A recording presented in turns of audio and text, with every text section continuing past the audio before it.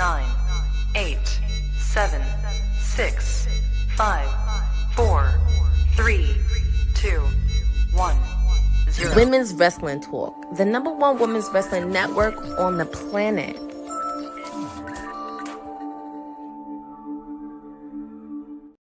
Say his name and he appears. I believe it said. What's up, beautiful people? Happy Monday. It's December 8th, 2025, the year of our Lord, and it's Monday night, which means it's time for the Monday Nightmare post-show recapping tonight's Monday Night Raw. Sorry I'm getting to you guys late. I know the show ended maybe about an hour and a half ago. I work Monday Night Football, so I work the NFL, and the game just ended. We actually ended up in overtime. Great game. If you're a football fan, you saw our reigning Super Bowl champs take an L. All's well in the football world when the Eagles take an L as a Commanders fan. And, of course, the Chiefs lost last night, where Raw was stationed at tonight in Kansas City, Missouri. I want you guys to fill in the chat because there's a lot to discuss here as we are getting closer and closer to the final match of John Cena on Saturday's night's main event versus Gunther. But I'm going to be frank here, and I'm just going to cuss because I might cuss a lot this episode. It was a really weird fucking Monday Night Raw. Not going to hold you. Very odd. Things were placed in weird parts. And there were hard resets. And I feel like as a fan who's been watching the program all year, we should feel kind of insulted. Like our intelligence was insulted in different moments of the show. But we're headed towards Royal Rumble season in Saudi Arabia. Maybe where a hard reset is needed. But this was such a strange Monday Night Raw. Like, action aside, like the segments were so different, I would say, coming off War Games, where I was actually in attendance last weekend. But we started the show with our last time is now tournament winner, Gunther. Very strong promo, very strong entrance to the ring. And he said everything that you would expect him to say. No fluff. He heralded John Cena as the greatest of all time, the greatest sports entertainer, but he was very clear that he's not the greatest in-ring performer of all time, and that this weekend he's going to make John do the thing that he never did, which is give up. All the years, 23 years of hustle, Lord, respect will end this weekend because he's going to make John give up. He's going to beat up John. He's going to bully him. He's going to rough him up. He's going to choke him out. And it sounds like it's not a finish where we want to see John just pass out. I feel like that's burying the lead here. I feel like Gunther wants John to physically say, I quit or I give up, which I don't think John's going to do that. We'll see. It's a great promo to lead in because this is everything we wanted. The last time is now tournament. We want to believe that, hey, are we going to see Super Cena one last time? Or are we going to get a villain just take away everything we've seen the past 2 decades plus? I think fans that really wanted a young and up-and-coming star to face John, me, myself included, I'm not mad at it. I'm not mad at Gunther being the final opponent. I think it makes the most sense. He's the most menacing person, and he's going to put on the best match with John Cena. At the same time, I still think it's a 50-50 game. I think it's a 50-50 game. I think it makes sense for John to win and go out on top and beat the bully that just ran through the tournament. And at the same time, I can also see Gunther manifesting and carrying out everything he said. I think it's a 50-50 game. Either way, it'll open the show, and then we'll get to what John wanted, which is to put the spotlight on the other talent in WWE and the rest of the talent of tomorrow's next generation. But I think Gunther's promo is strong. I think we knew Gunther was a favorite coming in, but it also is kind of cheap because I don't think we really needed a tournament if we were going to just allow Gunther to be the guy here either. So, I mean, that's one thing I will not be shy about. I don't think Gunther needed a tournament to showcase he was going to be the final opponent for John. We could have got here another way, a promo, maybe attacking John in one of his last matches. Maybe he could have been the one that cost John the IC title against Dom. I don't know. But either way, we'll have that match. I thought it was cool that we got like a little clock counting down the days, 5 days left. Hopefully WWE continues to post that on socials throughout the week where we get 4, 3, 2, 1 till the final day on Saturday for Saturday night's main event. Of course, we'll have a post show and watch along taking in all the action on Saturday. Make sure you're locked in for that. First match of the night, Io versus Kairi Sane, which feels like it should be a bigger deal than it was. Amazing match. Of course, Asuka and Rhea Ripley were both ringside, and we're really doing a deep women's tag team division again, which I feel like we were here right before WrestleMania season. And it seems like we're back with more tag teams that are vying for the tag team goal before anything else, kind of making sure we keep that division relevant. Asuka cheated a couple times for Kairi. We saw some great in-ring action. That bridging German suplex on the apron. Oh my God. It just speaks volumes to how strong of a singles wrestler Io Sky is. And it's a shame that she's in the tag team division for now because we can really be running like a best of 5 with her and Stephanie. But either way, this is where we're at. Her and Rhea, and keep in mind, Rhea is going to be helping out Priest this Friday, are aiming for tag team gold and revenge because she got kicked out of the Damage Control. Like, whatever. Either way, Io did pick up the win against her former friend Kairi Sane with Over the Moonsault after Asuka was taken out of the equation. And Rio stood tall to end that segment. Not a bad match. Pretty sure we'll see Asuka versus Rhea next Monday, something like that. Backstage, we saw the Vision talking with Paul, Braun, and Bronson about being smacked up by Rey Mysterio last week and says, hey, we got to do something about it. Paul Heyman is really emphasizing that Logan Paul is part of the division. I thought that segment was cool. Him giving him the brass knuckles, him giving him a vote of confidence saying like, hey, like these two guys got your back. Logan saying like, I want them to know I got their back too. Vision seems like a faction that does not have a leader, which could be a good thing. All these are superstars that are youthful, will be main eventers for the next 5-10 years. So we'll see how that goes. This was a very Vision-heavy episode. But Logan Paul wanted revenge on Rey, and Rey was supposed to do action with Finn Balor this week, which I've got to believe the end game there is still going to be Mysterio versus Dom, AAA Mega Championship at some point. But either way, when Rey got to the ring to take on Finn, he was attacked by Logan Paul. Logan Paul was putting the paws on Rey until he eventually Rey got some comeuppance for a second, and it seemed like Rey was going to get the upper hand on Logan. I don't know why we're doing Logan versus Rey. I really can't fathom why, but eventually Rey fell prey to the brass knuckles, and the masked man that showed up at Survivor Series showed up for the first time tonight to aid Logan Paul. Very weird. And I know people are spiraling in their minds. I see all the tweets saying like, hey, the guy's posture was a little bit different than we saw at War Games. Could this be a black man? Is it Montez Ford? One, I think it's going to be a number of waves of different body compositions that we see until we get the final reveal.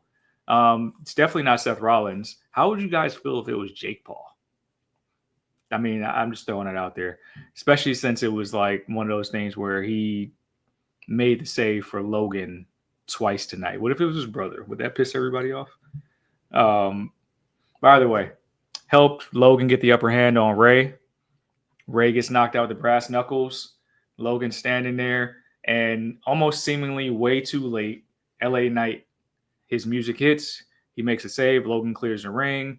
And LA Knight says he wants a match with Logan Paul tonight. Here's where, as a fan, your intelligence should be insulted a little bit, just because, like, where you been at? Yes, you were in the last time is now tournament, but like you had the most beef with the Vision.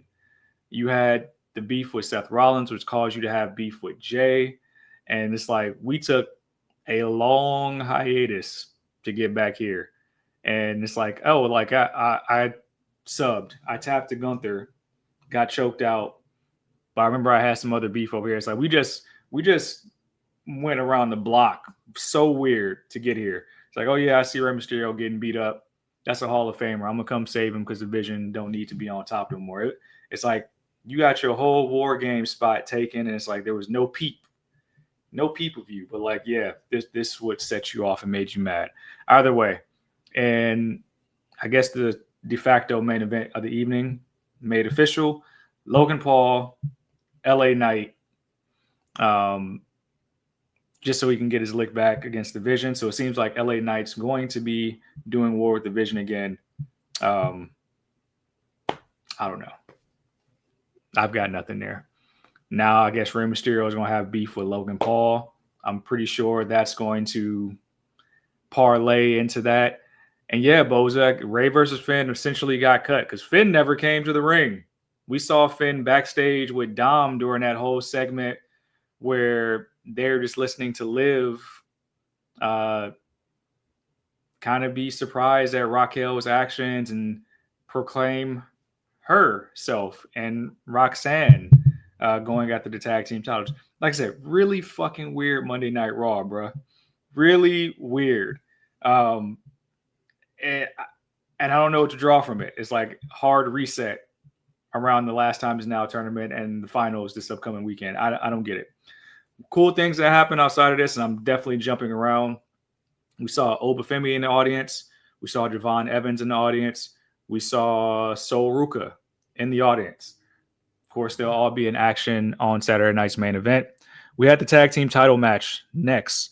War Raiders, who just appeared out of nowhere, taking on Phenomenal Lee for the tag team titles. I thought this was a good match. There were parts that could have been better, maybe some chemistry issues, kind of sloppy.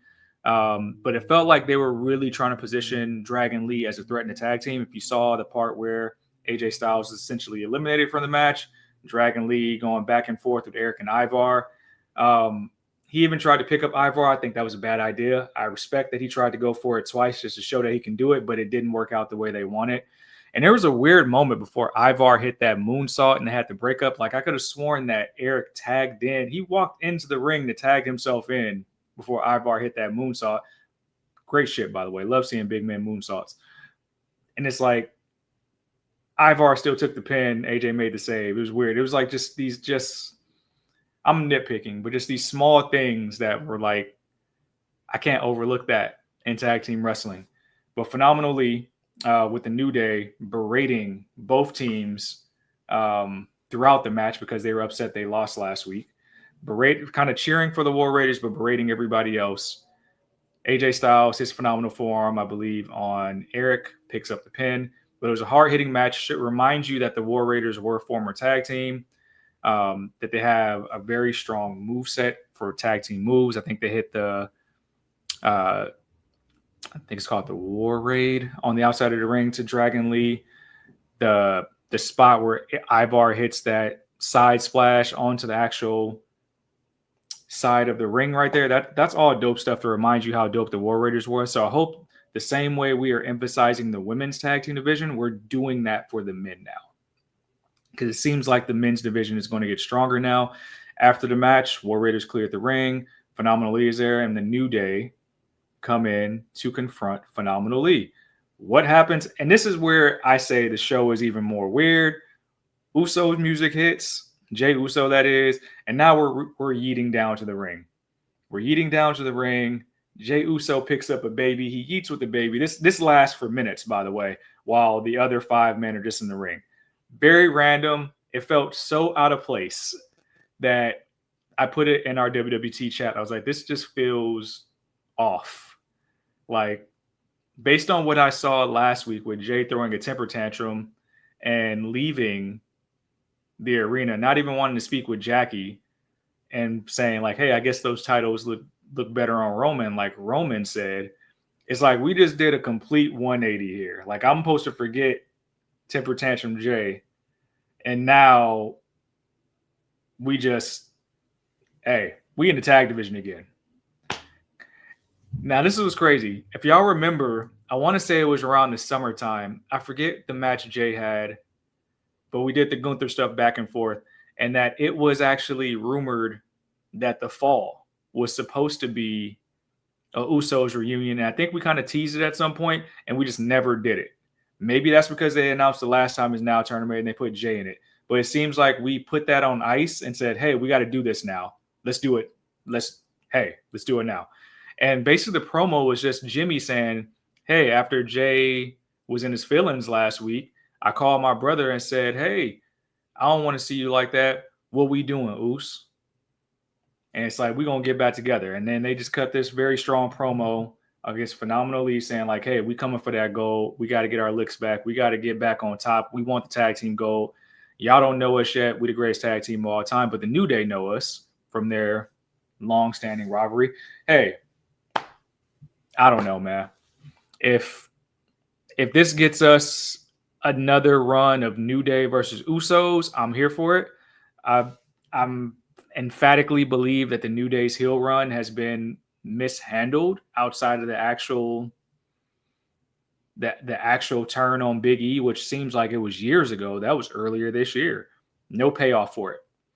Zero payoff for that. And this is also the New Day's 10-year anniversary. And people will forget that because that was earlier this year and we did nothing with them outside of a brief tag team title run. But it seems like the men's tag team division is getting beefed back up.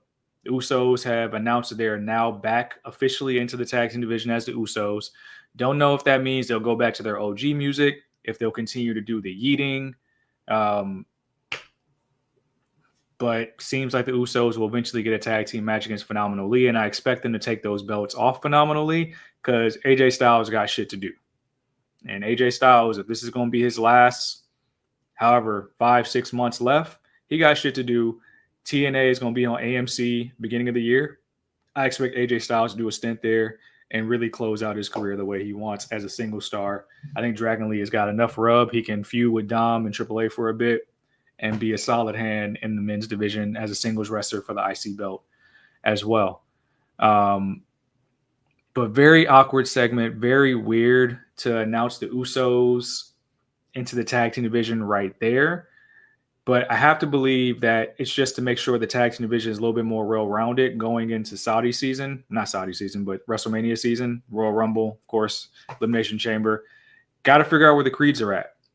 Don't know where the Creeds have been. I expect them to be back in action. How come Otis and Tozawa can't get a tag team title shot? If we can just conjure up the War Raiders out of nowhere, why can't Otis and Tozawa get tag team title opportunities? I hope this is a sign of all these teams coming back together, and maybe, just maybe, it leads to Elimination Chamber, the tag team version, because those are always cool when we do that. But I thought that was hella weird segment, but at least the tag team division is being served for a change. Speaking of weird, we did hear from Stephanie Baker, who spoke about being at the top of the food chain in the women's division, how this is a deep women's division here on Raw, and she's at the top of it all. And she was making sure people were reminded of that she's not a weak champion, that she wants to face everyone, which I'm just going to throw this out here. We should be doing Bird Lady and Baker by now. Hopefully Royal Rumble, something happens, but I hope that's the match that happens early 2026. But this was weird for a number of reasons. She took the mic from Jackie, was talking about how strong of a champion she is. She was interrupted by Nikki Bella. Nikki Bella says they're not done yet, that she demands a rematch. And then Raquel Rodriguez just comes out and just attacks Nikki Bella and calls her shot. Calls her shot right there. Now, keep in mind, if you've paid attention to the singles work, not the singles, but the tag team work, when Nikki and Stephanie did like their brief tag team stuff against the Judgment Day, though that in-ring action between Raquel and Stephanie was gorgeous. Great stuff. Great stuff. I was looking forward to this rivalry. I'm happy that we're going to get a match between Raquel and Stephanie. I believe it's official now. But the weird part is just how we wrote off Nikki Bella. I can't believe that Nikki is going to take shots at the Judgment Day ladies or try to get her lick back against Raquel. I don't know if this is a way to bring Brie back at some point against the Judgment Day ladies, put them in the tag team division too. It just felt weird. It felt like somebody being wrote off a soap opera in a very lackluster fashion. Maybe it was the crowd in Kansas City, but it just felt off. Shout out to Raquel for wearing a Houston Texans shirt after the Texans beat the Chiefs the night before on Sunday Night Football. But it just felt odd.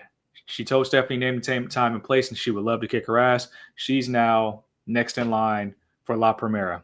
Backstage, Liv Morgan was very surprised by these actions because it seemed like she was planning for Raquel and Roxy to go for the tag titles again, and for her to actually take out Stephanie after her walk past Stephanie last week on Monday Night Raw. She said, and this is where the cracks in Judgment Day start, because she said, I can't wait to see you become women's champion. I'm just a little bit surprised that you didn't run it by me. And Raquel says, I didn't know we had to run things by you in the Judgment Day. There are no leaders in the Judgment Day. But what's even weirder is how Liv looked at Roxanne and said, well, since she's going for the world title, that means you and I can go for the tag team titles. Which, if you remember, don't insult our intelligence as fans, WWE. Roxanne and Liv, before Liv got hurt, had like the little beef love triangle thing over Dom, and like we're just completely overlooking that. And now they're besties. In fact, Liv escorted Roxanne to the ring in action against Bird Lady in the next match of the night.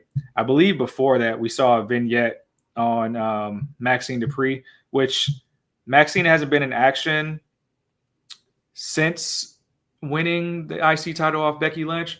But I like that we're showcasing her rugged edge in the dungeon. Pretty much her just calling women out and saying, like, give me another one, and just tapping them out. So I hope this builds her character up, but also it showcases that she's ready for the fight. And I believe her challenger is going to be Ivy Nile. And if you want to make a statement, I hope she really doesn't just beat Ivy Nile, kind of her former friend, but I hope she makes Ivy Nile tap. I hope she makes Ivy Nile tap to really put in motion that she's a fighting champion, but also puts in motion that she can actually work all these styles that she's been learning from Natty. Valkyria versus Roxanne Perez, which to me, it's close because Io and Kyrie was dope, but I would say this was the match of the night. Two women that work very well together, and actually, shout out to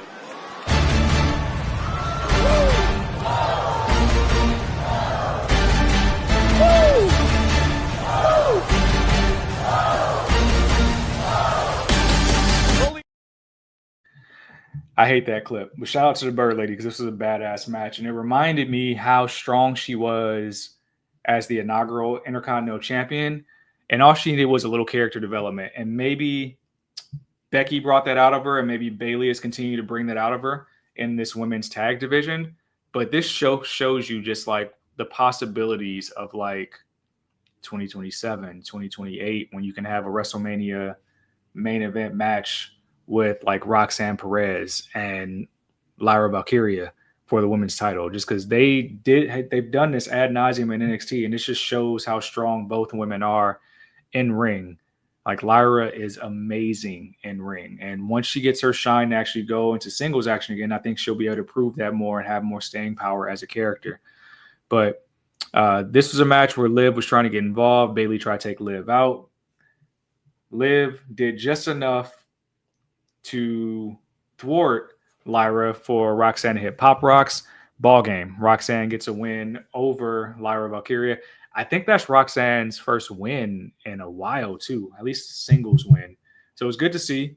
I think this will parlay into more, but Lyra and Roxanne standing tall at the end of the match, showing that the Judgment Day is strong and that they're going to be coming for the tag team titles, which might not be a bad thing because those two ladies going to eat that entrance every single time. They're going to eat that camera angle together every single time. So good stuff from the Judgment Day.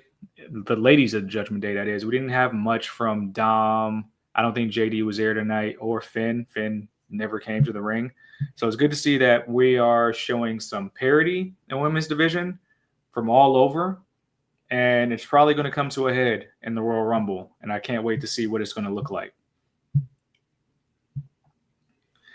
All right, so our de facto main event, and this is where things get even more weird. LA Knight versus Logan Paul.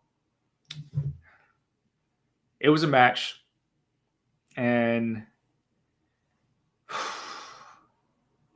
just weirdness, man. Weirdness all around. Again, I don't know why LA Knights all of a sudden back to feuding with the Judgment, not the Judgment Day, with the Vision after like seemingly being off that for a month and a half, couple months. Logan Paul, who rarely works on Monday Night Raw, so good to see him in action. But the way this match ended was the Masked Man, again, with a stomp on the announcer's table to LA Knight, allowed Logan Paul to hit his patent frog splash, and pick up a win over LA Knight. And Tessitore made a good point. It took 5 men to defeat LA Knight. So Breakker and Bronson at the ring, Paul Heyman trying to distract, Logan Paul still here, Masked Man, who may or may not be affiliated with the Vision. I think it's somebody who is trying to get the attention of Paul Heyman, to get the Paul Heyman rub, whoever it may be. Whether you feel like it's Austin Theory, whether you feel like it's Montez Ford. I'm even going to throw Logan Paul's name in the mix. It could just be his brother, because the Masked Man helped Logan Paul twice tonight. It was just weird. Very weird. And even the ending of how this all parlayed out, very weird ending. Of course, you made the Vision look strong, but like nobody that countered the Vision, including the Usos in this, came out to help LA Knight. Roman's not around. Punk's not around. And LA Knight just pretty much got his ass beat for like, let's just call it 15 minutes to close Monday Night Raw. That's how we ended Monday Night Raw.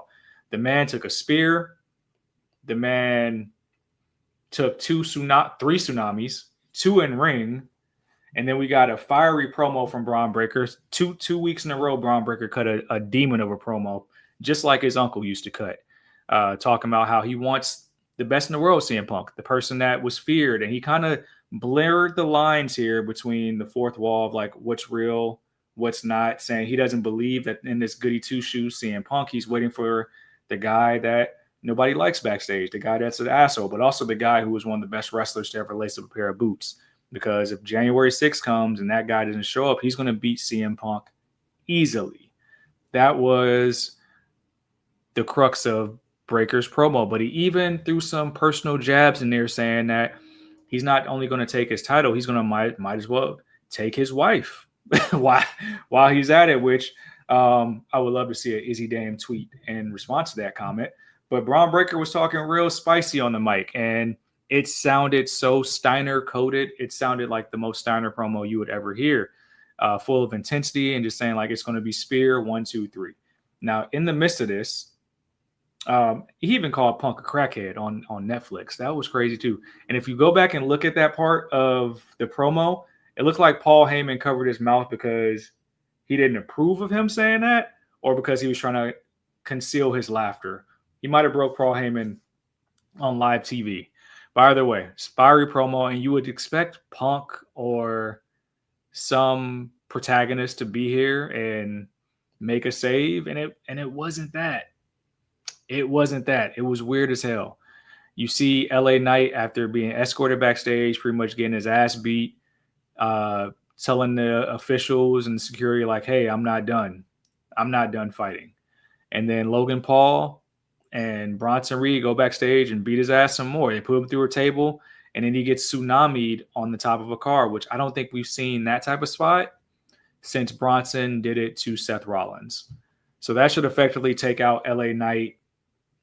I don't know. I'm thinking until the Royal Rumble, he should be done. But we went backstage, and we never came back to the ring. We never came back and saw Paul Heyman and Bron Breakker exit the ring. We never saw anybody come out to confront Bron Breakker. No CM Punk, no nothing. It felt like such a weird ending to Monday Night Raw. I'm telling you, like, it was wild to see that. It was just LA Knight versus the Vision Night. Essentially, that's what it was. Tonight was LA Knight versus the Vision, and the Usos saying like, hey, we're done with bloodline stuff. Jay, I'm done chasing the world title. I don't care anymore. I'm back with my brother. We in the tag team division. It felt like such a hard reset that it's going to take my mind to the rest of this month to process what I just saw. But effectively, LA Knight's done. I didn't think we'd see the Masked Man again into like a PLE or something more meaningful, but he made his appearance felt twice tonight. and people are speculating that it's now Montez Ford, maybe just by the stance, posture, the shoes, body composition, whoever it is. I think it's somebody that is trying to audition for the vision. But like, I'm going to throw a curveball out there. What if it's not? What if it's not Austin Theory? Like we keep saying Austin Theory. I think Montez Ford does a good job of portraying different characters on social media. I would love to see Montez Ford actually get a singles push. What if it's like one of those things where we're splitting the Creed brothers and it's Julius Creed? Would anybody be mad at that? I still feel like it makes more sense that it would be Ethan Page, who had legitimate beef with CM Punk earlier this year. But Ethan Page is very busy with NXT and AAA. I will say I like that it's keeping people conversating and keeping us guessing, but I hope it's somebody that is not on the tip of everyone's tongues. I really hope that it's like such a curveball into who it is that we just have to accept it, that it's so unexpected, that it's such a surprise. And it's like, hey, we're coordinating this guy as the next up, and we're going to pair him with these other superstars that show you this already. But we're going to show you that this guy is the guy. And maybe it's somebody that will eventually be the leader of the vision too, based on who it might be. But I hope it is like a hard character shift for somebody and not somebody that is expected. But like I said, we're on the road to Saturday Night Main Event coming up on Saturday, and we will be doing a watch along and a post show. And then we're going to double back with you. We're going to be doing a end of the year award show live in studio on Sunday, which I'm pretty sure TK will put you guys up on in the next coming days. We'll be doing some NXT talk maybe tomorrow, maybe Wednesday, as well as WWE Live Wednesday and Friday before giving you our predictions for Saturday Night Main Event and giving you obviously that watch along and post show. But I appreciate you guys from rocking with me. It's been a long day. I've literally been working all day. I'll try to be with you guys on Wednesday for WWE Live, but keep in touch because CEO Wednesdays is going down on Wednesday. If you know what I mean, I do have some thoughts on Mercedes dropping that Ring of Honor title, but appreciate y'all rocking with me. I will give you guys my socials this time. Set is the answer on the gram as well as the Talk app, TikTok. Says on Twitter. And of course, you can find me here on WWT. This is your mayor. I appreciate y'all rocking with me. It's been an eventful Monday night. And this is always your number one network, Women's Wrestling Talk, number one network on the planet. See you guys next time. Peace. Thanks for joining WWT. Don't forget to like us on all social media platforms at WW Talk Pod. Like and subscribe on all video and audio platforms like yesterday, my G. And check out our website at www.talkpod.com. Thanks for watching Women's Wrestling Talk, the number one women's wrestling network on the planet.